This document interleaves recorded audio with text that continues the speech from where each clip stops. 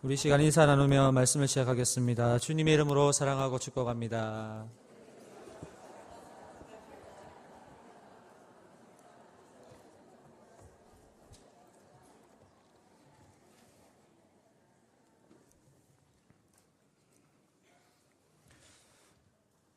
오늘은 에스겔서 18장의 말씀을 가지고 하나님의 맹세라는 제목으로 하나님 말씀을 선포하겠습니다. 오늘 에스겔서 18장 2절 말씀을 보시면 속담 하나가 등장을 하고 있습니다. 너희가 이스라엘 땅에 관한 속담에 이르기를 아버지가 신 포도를 먹었으므로 그의 아들의 이가 시다고 함은 어찌 됨이냐. 하나님께서 이스라엘 백성들을 향해서 이 속담이 어찌하여 생겨나게 되었는지를 질문하고 계십니다. 하나님께서 이 질문을 하신 것은 지금 이 말은 이스라엘 백성들이 하나님의 어떤 말씀 자체를 왜곡하고 그래서 자신들의 생각과 뜻에 맞게 해석한 그런 속담이라는 것을 알 수가 있는 대목입니다. BC 586년경에 신바벨론 제국의 느부갓네살에 의해서 바벨론 포로로 잡혀간 이스라엘 사람들 중 포로들이 스스로 자기들의 신세를 한탄하면서 주로 사용한 속담입니다. 그들이 그 속담을 사용하게 된 배경에는 다음과 같은 말씀이 있습니다. 출애굽기 34장 7절 말씀에서 인자를 1000대까지 베풀며 악과 과실과 죄를 용서하리라. 그러나 벌을 면제하지는 아니하고 아버지의 악행을 자손 3, 4대까지 보응하리라. 민수기 14장 18절 말씀에서 여호와는 노하기를 더디하시고 인자가 많아 죄악과 허물을 사하시나 형벌받을 자는 결단코 사하지 아니하시고 아버지의 죄악을 자식에게 갚아 3, 4대까지 이르게 하리라 하셨나이다. 이 말씀 때문에 포로로 잡혀간 이 포로들은 이 조상들과 아비들의 잘못으로 인해서 자신들이 포로로 잡혀와서 지금까지 희망 없는 노예로 살아가고 있다고 지금 불평하고 있습니다. 그러므로 포로민들은 포로민들을 비롯한 이 유다 백성들의 일반적인 생각은 이 속담을 통해 드러나듯이 모든 재앙의 원인은 어디에 있냐면 조상들의 죄악 때문이고 자신들은 아무 잘못도 없이 공연히 그 죄악을 자신들이 그 값을 치르고 있다는 것입니다. 이 같은 생각을 가진 자들에게 그 시대에 회개를 외치는 그 많은 선지자들의 메시지가 영향이 미칠리 만무합니다. 그러자 오늘 3절 말씀에서 하나님께서 이렇게 선언하고 계십니다. 주 여호와의 말씀이니라. 내가 나의 삶을 두고 맹세하노니 너희가 이스라엘 가운데서 다시는 이 속담을 쓰지 못하게 되리라. 하나님께서는 이 맹세 가운데 당신의 삶을 두고 맹세하고 계십니다. 사랑하는 여러분, 그렇다면 하나님께서 과연 삶을 두고 맹세하신 그 맹세가 무엇일까요? 과연 백성들에게 어떠한 메시지를 주고자 하시기에 삶을 거시면서까지 맹세를 하신 것일까요?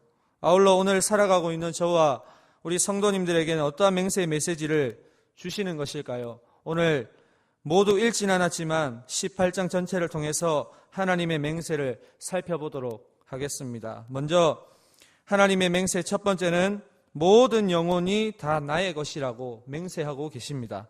4절 말씀을 함께 읽어보겠습니다. 4절 말씀입니다. 모든 영혼이 다 내게 속한지라 아버지의 영혼이 내게 속함같이 그의 아들 영혼도 내게 속하였나니 범죄하는 그 영혼은 죽으리라. 아멘. 하나님께서 당신의 삶을 두고 맹세하신 것이 모든 영혼이 다 나의 것이다 라는 말씀입니다. 이것은 무엇을 말씀하시는 것입니까? 우리의 모든 영혼의 소유권 그리고 그 영혼에 대한 결정권은 모두가 하나님께 있다는 것입니다.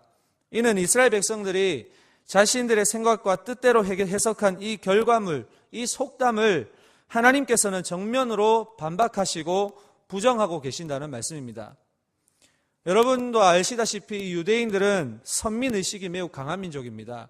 그들은 자신들 민족만이 하나님의 택한 특별한 백성이라고 믿고 또 자부하고 있습니다.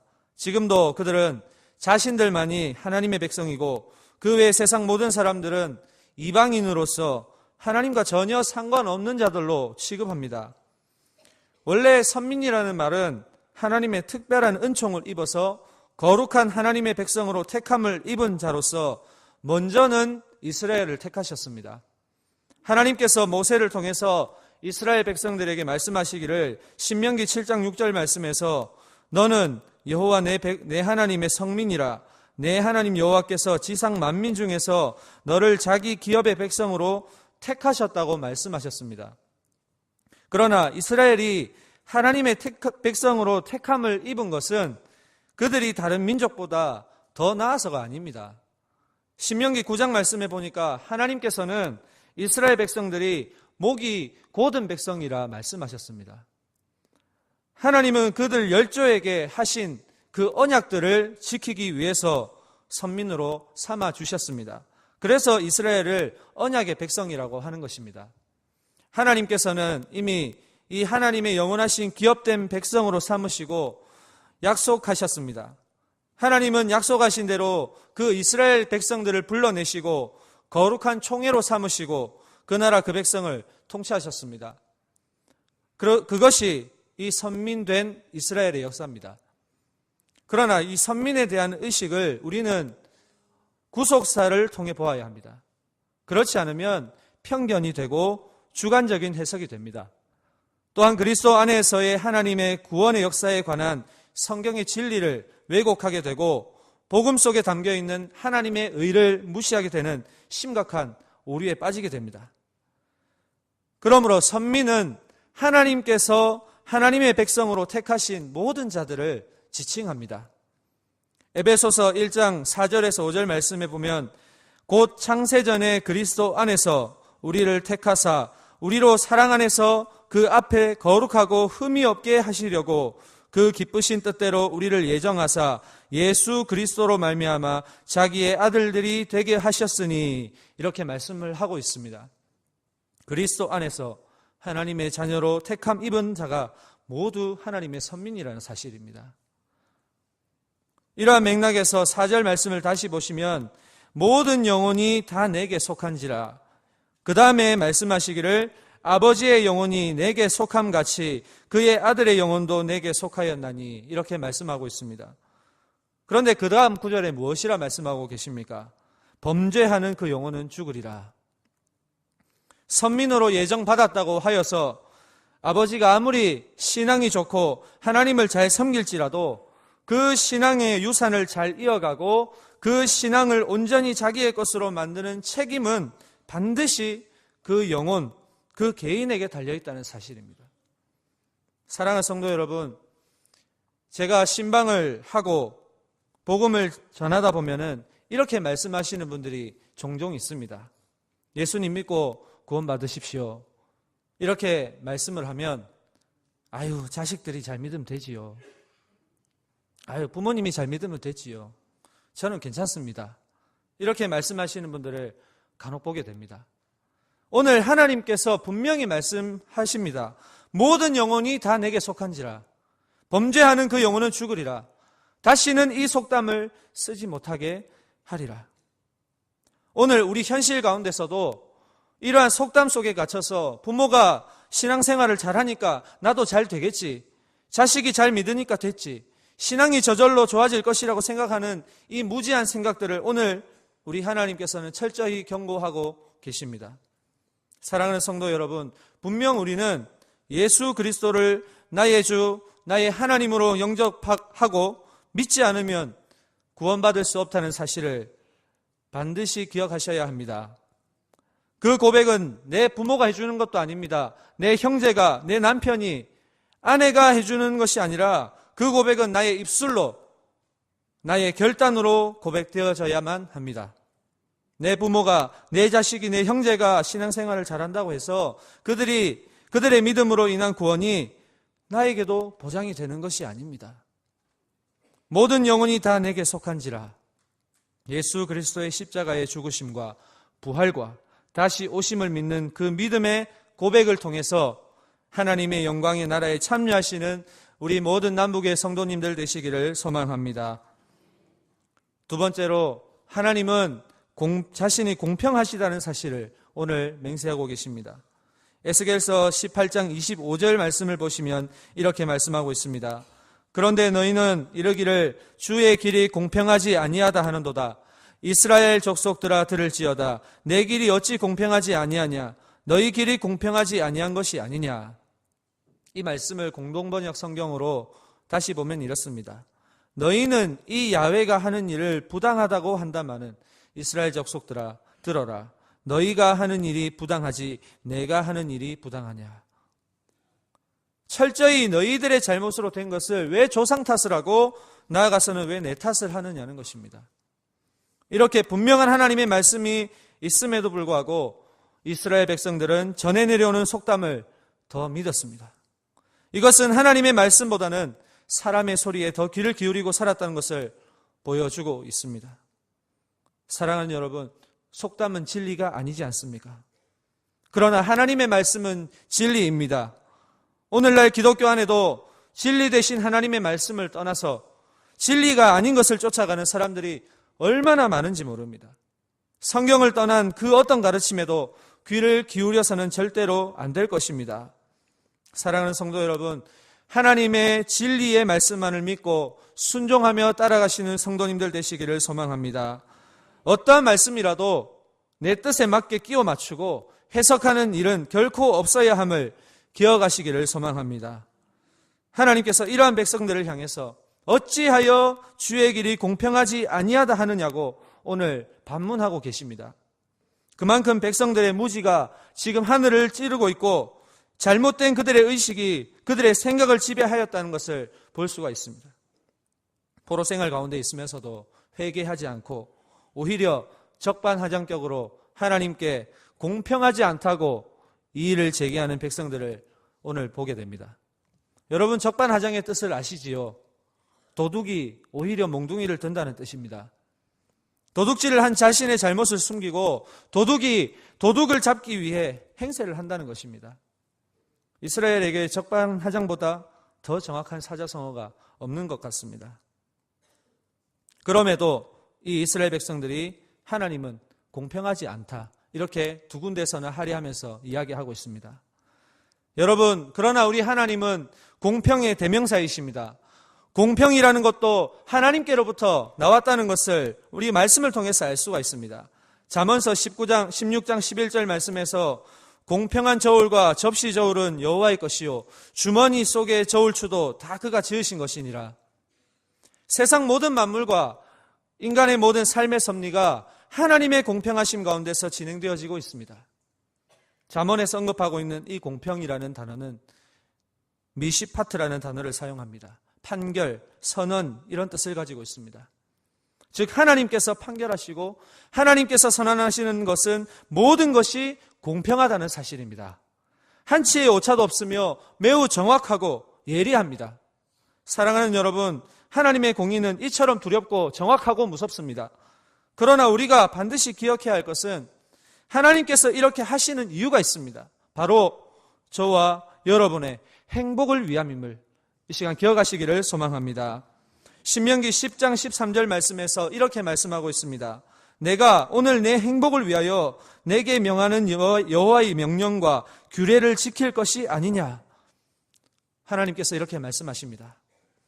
우리가 지키는 하나님의 명령과 이 모든 법들은 모두가 다 우리의 행복을 위함임을 믿으시기를 소망합니다. 여러분, 하나님께서는 늘 우리에게 공평이라 말씀하십니다. 공평하다. 그러나 하나님의 입장에서 보십시오. 우리에게 행하신 모든 것은 모두가 다 따지고 보면 불공평투성입니다. 왜 그럴까요? 앞에서 언급해드렸듯이 하나님께서 우리를 창세 전부터 선민으로 예정하신 것을 우리가 볼 수 있습니다. 우리의 존재가 무엇이기에 창세 전부터 우리를 예정하셨습니까? 출애굽기에서만이라도 보십시오. 출애굽할 때 낮에는 구름 기둥으로 밤에는 불 기둥으로 만나와 메추라기를 날마다 먹이시고 광야 40년 동안 옷이 떨어지지도 않고 발에 신발이 헤어지지도 않게 하시는 것입니까? 우리의 존재가 과연 무엇이기에? 더 나아가서 자신의 하나밖에 없는 아들 예수님을 우리를 위해 대신 죽이셨습니다. 그리고 우리는 영원한 생명을 소유하게 되었습니다. 여러분, 이보다 불공평한 것이 어디에 있습니까? 하나하나가 공평한 것이 없습니다. 너무나도 일방적입니다. 이처럼 우리에게 간이고 쓸개고 다 뺏어주시는 분이 바로 우리 하나님이시라는 사실입니다. 너무나도 불공평하지만 그러나 우리에게는 이것이 공평하다 이렇게 말씀하십니다. 엄마와 아이가 선생님과 함께 치킨을 먹고 있었습니다.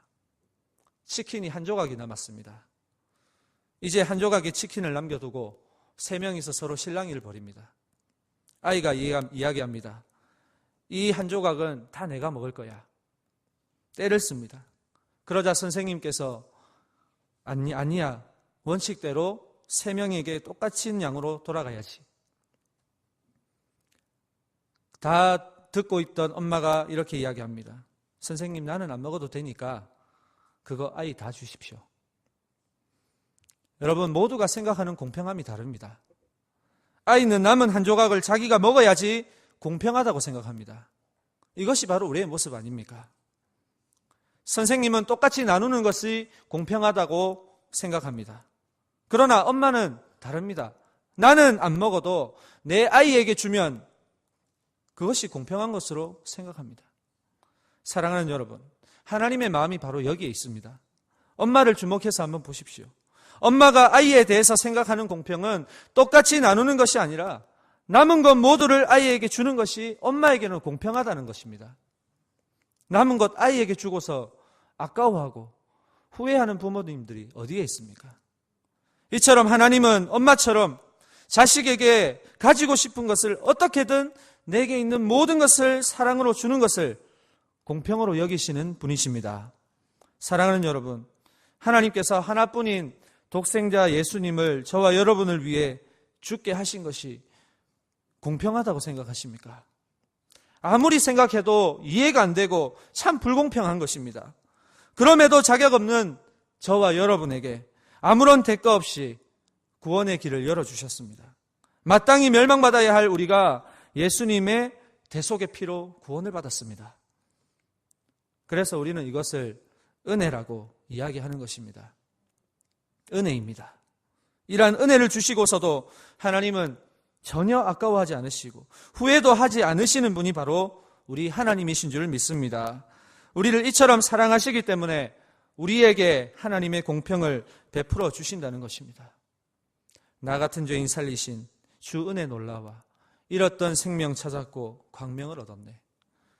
사랑하는 성도 여러분, 그 놀랍고 기적 같은 하나님의 은혜를 우리는 각자가 거저 받았고 소유하고 있습니다. 그럼에도 오늘 이 포로된 백성들의 입에서는 하나님을 향해 불공평하다고 외치고 있습니다. 우리의 삶은 어떻습니까?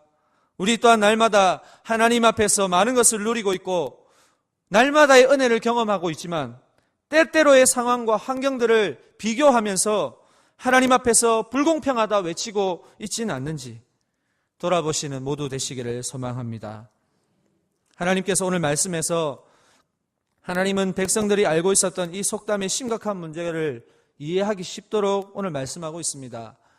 만일, 가령이라는 이런 말로 시작되는 세 가지의 예를 들어서 자세하게 설명하여 주십니다. 그래서 이것이 조상들과 아버지의 죄악으로 말미암음이 아니고 너희의 죄악으로 인한 고난이라고 분명히 구별하여서 말씀하고 있습니다. 우리가 함께 읽진 않았지만 18장 5절에서 9절까지 말씀에 읽었습니다. 여기 보시면 의로운 사람이 정의와 공의를 따라 행하는 것을 보여주고 있습니다. 제가 한번 읽겠습니다. 사람일 많이 의로워서 정의와 공의를 따라 행하며 산 위에서 재물을 먹지 아니하며 이스라엘 족속의 우상에게 눈을 들지 아니하며 이웃의 아내를 더럽히지 아니하며 월경 중에 있는 여인을 가까이 하지 아니하며 사람을 학대하지 아니하며 빚진 자의 저당물을 돌려주며 강탈하지 아니하며 줄인 자에게 음식물을 주며 벗은 자에게 옷을 입히며 별일을 위하여 구워주지 아니하며 이자를 받지 아니하며 스스로 손을 금하며 죄를 짓지 아니하며 사람과 사람 사이에 진실하게 판단하며 내 율례를 따르며 내 규례를 지켜 진실하게 행할진대 그는 의인이니 반드시 살리라. 주 여호와의 말씀이니라. 여러분, 의로운 사람이 정의와 공의를 따라 행할 때에 하나님께서 이 같은 자에게 마지막에 무엇이라고 판결하고 계십니까? 9절 마지막 절에 보시면 그는 의인이니 반드시 살리라 주 여호와의 말씀이니라. 여러분, 그 다음 10절에서 13절까지 말씀에서 어떤 사람이 나오냐면은 그 의로운 사람에게 아들이 있습니다. 10절에서 13절까지 말씀을 보면 이 사람은 앞에서 언급한 의로운 사람입니다.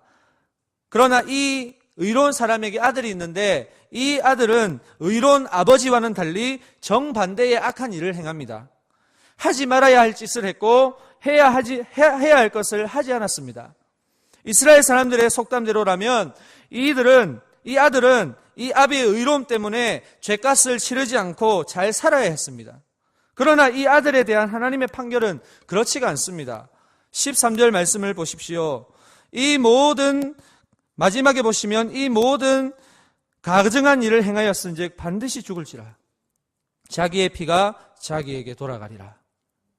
다시 말해서 이 아들은 아버지가 어떤 사람이 어떤지 간에 자신이 저지른 죄에 대해서 스스로 책임을 져야 했습니다.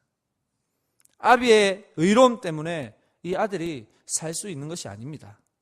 마지막으로 14절에서 18절까지의 말씀에서 그 아들에게서 또 다른 아들이 있습니다. 그러니까 처음 말했던 그 사람 손자입니다.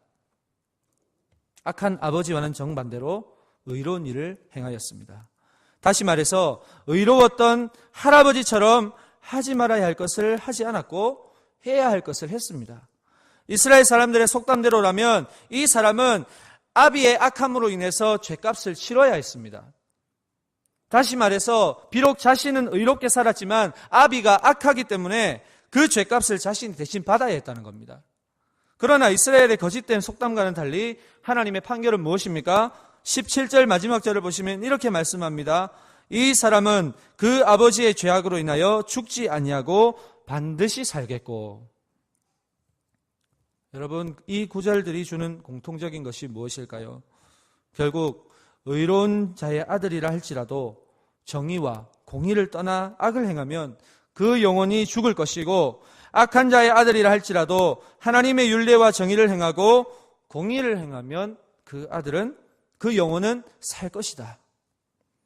하나님께서 우리가 은혜의 길로 나아갈 수 있는 길을 예수 그리스도를 통해 열어주셨습니다. 그러나 그 은혜를 구원에 이르게 하는 노력과 애씀은 다른 사람에게 달려있는 것이 아니라 철저히 개인의 신앙에 달려있다는 것을 오늘 말씀해 줍니다. 사랑하는 여러분, 비록 아버지가 악할지라도 그 자식이 의롭고 하나님의 명령을 잘 지켜 행하면 반드시 구원을 받으며, 아버지가 아무리 의롭고 하나님의 명령에 순종하며 산다 해도 그 자식이 죄악을 범하며 살면 그 아들은 반드시 그 영혼은 죽게 된다는 사실, 이것이 하나님께서 말씀하시는 공의입니다. 공의로우신 하나님의 말씀에 날마다 순종하며 그 말씀대로 정의를 행하고 공의를 실천하며 구원에 이르기를 애쓰고 노력하는 우리 모든 성도님들 되시기를 소망합니다. 마지막으로 하나님의 맹세는 회개하고 돌이키면 살 것이라고 맹세하고 있습니다. 27절에서 28절 말씀을 보십시오. 만일 악인이 그 행한 악을 떠나 정의와 공의를 행하면 그 영혼을 보전하리라. 그가 스스로 헤아리고 그 행한 모든 죄악에서 돌이켜 떠났으니 반드시 살고 죽지 아니하리라. 하나님께서는 공의로우신 분입니다. 그러나 한편으로는 악한 자라도 그 한 영혼을 향해 매우 애타게 기다리고 계신다는 사실을 우리가 알 수가 있습니다. 23절 말씀에서 그 마음이 잘 나타나고 있습니다. 주 여호와의 말씀이니라. 내가 어찌 악인이 죽는 것을 조금인들 기뻐하랴. 그가 돌이켜 그 길에서 떠나 사는 것을 어찌 기뻐하지 아니하겠느냐. 악인이라 할지라도 그가 돌이켜 회개하면 하나님께서는 다른 어떤 기쁨보다 기뻐하신다고 오늘 말씀하고 있습니다. 예수님께서도 누가복음 15장 7절 말씀에서 내가 너희에게 이르노니 이와 같이 죄인 한 사람이 회개하면 하늘에서는 회개할 것 없는 의인 99으로 말미암아 기뻐하는 것보다 더하리라, 이렇게 말씀하셨습니다. 에스겔 당시에 하나님이 에스겔 선지자를 통해서 이렇게 말씀하시는 것은 지금이라도 자신의 죄를 회개하면 너희 죄를 용서해 주시고 구원해 주시겠다는 말씀입니다. 30절에서 보시면 너희는 돌이켜 회개하고 모든 죄에서 떠날지어다 이렇게 말씀하고 있습니다. 31절에서도 모든 죄악을 버리고 마음과 영을 새롭게 할지어다. 32절에서도 너희는 스스로 돌이키고 살지어다 이렇게 말씀하고 있습니다. 반복해서 3번이나 회개에 대해서 강조하신 이 말씀은 의인이든 악인이든 상관없습니다. 중요한 것은 회개하라는 것입니다. 회개하고 여호와 하나님께로 돌이키라는 것입니다. 회개하지 않으면 그 어떤 누구도 구원을 보장받을 수 없다는 말씀입니다. 사랑하는 여러분, 그러나 회개라고 해서 우리가 입술로만 죄를 고백하고 끝내는 것으로는 만족해서는 안 됩니다. 진정한 회개는 죄에 대한 슬픔이 아니라 마음의 변화가 있어야 합니다. 또한 회개하는 자는 마음만 새로워지는 것이 아니고 영혼 자체도 새롭게 변화되어야 합니다. 그래서 진정한 회개는 그 사람의 인격 자체가 변화되는 그런 놀라운 역사가 나타나는 것입니다. 여러분, 사울이 변해서 바울이 되었습니다. 이렇듯이 그 사람의 마음과 그 사람의 인격과 삶이 변화되어야 합니다. 변화가 없다면 그 회개는 진정한 회개를 하였다고 볼 수가 없습니다. 마음과 영이 새롭게 변화된 자는 이제 육을 위해서 사는 것이 아니고 영을 위해서 살아가는 자가 되는 것입니다. 우리의 육체, 우리의 육신을 매일 물로 씻으며 살아가듯이 우리의 영혼도 날마다 예수의 피로 씻으며 살아가야 할 것입니다. 갈수록 죄악이 난무하고 타락해가는 지금의 현실 속에서 많은 그리스도인들은 회개에 대해서 사실 심각하게 생각하지 않고 신앙생활을 하고 있습니다. 요엘서 2장 13절 말씀에서 너희는 옷을 찢지 말고 마음을 찢고 너희 하나님 여호와께로 돌아올지어다 라고 말씀하고 있습니다. 마음을 찢는 회개를 통해서 날마다 변화되는 진정한 그리스도인들이 모두 되시기를 간절히 소망합니다. 말씀을 마무리하겠습니다. 사랑하는 성도님들, 오늘 에스겔서를 통해서 포로된 백성들이 미처 알지 못했고 깨닫지 못했던 하나님의 진정한 마음을 살펴보았습니다. 아버지가 신포도를 먹었으므로 그의 아들의 이가 시다, 이런 속담을 다시는 사용하지 못하게 하시는 하나님의 그 뜻은 모든 영혼이 내게 속하였으니 과거에 의로웠던 나를 이제 잊어버리고 현재의 악한 나를 바라보아서 철저히 하나님께 회개하고 돌이킬 때에 구원이 있다는 사실을 알려주고자 하시는 것입니다. 옛적 일들을 기억하지 말며 생각하지도 말라고 말씀하셨습니다. 지금 현재의 나의 신앙의 상태가 어떠한지 날마다 점검하고 하나님 앞에 나아가야 할 것입니다. 빌립보서 2장 12절에서 항상 복종하고 두렵고 떨림으로 너희 구원을 이루라고 말씀하십니다. 우리 모두는 지금 현실에 안주하고 있는 것이 아니라 날마다 구원을 두렵고 떨리는 마음으로 이루어가는 성도님들 되시기를 소망합니다.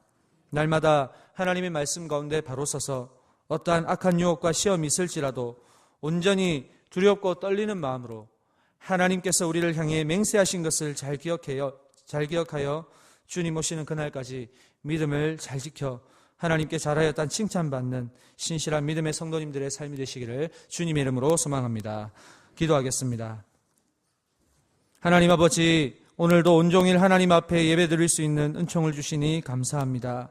오늘 주신 말씀을 통해서 하나님 앞에 우리가 어떠한 신앙으로 나아가야 할지를 알려주심에 감사합니다. 죄악이 만연하고 하나님의 공의를 우습게 하는 세상의 현실 속에서 우리 그리스도인들조차 하나님의 공의에 대해서 아무런 생각 없이 살아가는 모습들을 봅니다. 주님, 우리의 무지함을 용서하여 주시옵소서. 하나님의 진리의 말씀을 속담으로 바꾸어서 그 속담으로 하나님의 공의를 의심하였던 백성들을 봅니다. 그들에게 맹세하신 하나님의 맹세가 오늘을 살아가는 우리에게도 동일한 깨달음이 있게 하시고 귀가 어두워 눈이 어두워 보지 못하고 듣지 못하는 우리들에게 하나님의 진리의 말씀으로 환하게 열어주셔서 회개하여 돌이켜서 날마다 나는 죽고 예수 그리스도께서 내 안에 사시는 삶으로 변화되는 삶을 살게 도와주시옵소서. 마음만 변하는 것이 아니라 신앙의 삶 자체가 변화되어서 늘 하나님과 동행하고 날마다의 삶이 예수 그리스도의 피로 인해 정결함을 받는 삶이 되게 하여 주시옵소서. 죄인 한 사람이 회개하면 회개할 것이 없는 99의 사람보다 더 기뻐하신다 하셨사오니 과거의 신앙을 뒤로 하고 현재의 나의 신앙을 날마다 점검하여 회개함으로 하나님께 인정받고 칭찬받는 믿음의 사람으로 살아갈 수 있도록 성령님 도와주시옵소서. 예수님의 이름으로 기도합니다. 아멘.